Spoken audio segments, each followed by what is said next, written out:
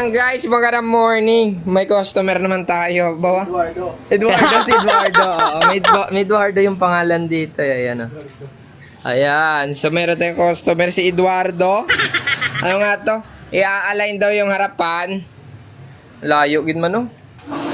Layo, oh. Tapos i-repack din yung mga hub niya. Bottom bracket tsaka yung likodan. Sabay na natin ito hugasan, no? Ayan. Tapos yung likodan, ganun din. I-align daw to kasi nga tibangi. Tibangi gid man yan. Ang layo, oh.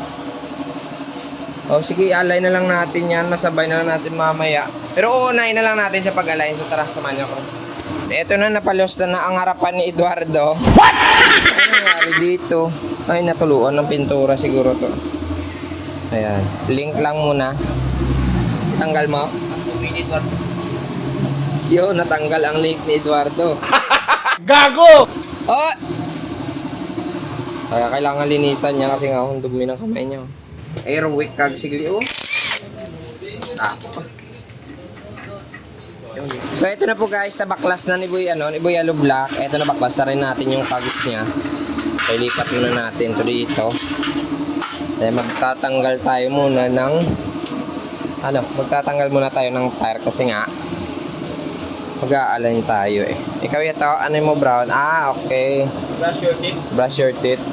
Wait, I'm cutting. Abaw, ah. Wow! Takot na ako eh. Ang problema pa kayo mga radyo kapilit.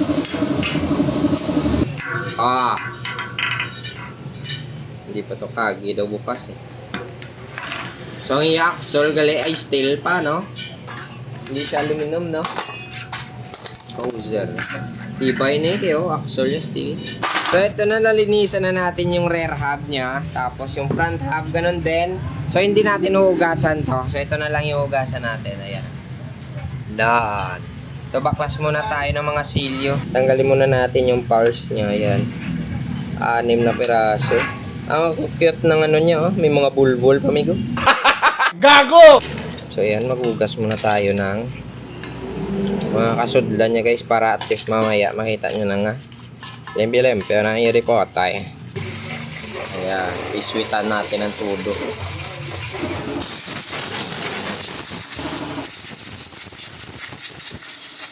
So ito na guys, tapos na natin limbiwan. Ay gaida, sa nga ako, nalibiwan ka namin. Tanos-tanos pa. Ang iyang karangset, ano siya, M5 siguro ni. Tapos ang cogs siya, sa ano ni siya gani, Airwick.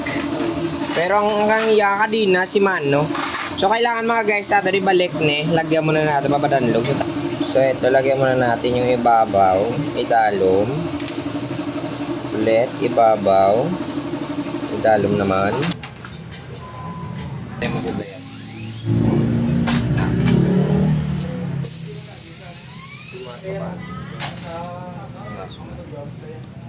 Ari na, tigadi ako na.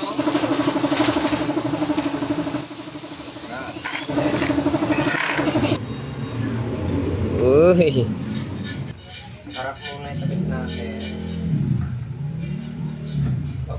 So ito na, likodan na lang guys. Tapos kadena, tapos na yung gawain natin. Oops, pampadanlog muna tayo.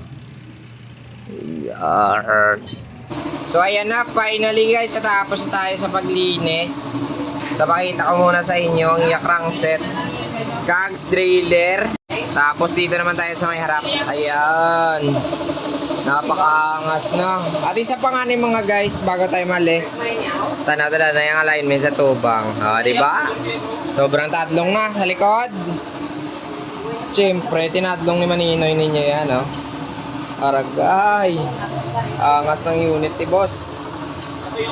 Ay, sos Mario, Joseph na. So yan, hanggang dito na lang tayo. Maraming salamat. God bless.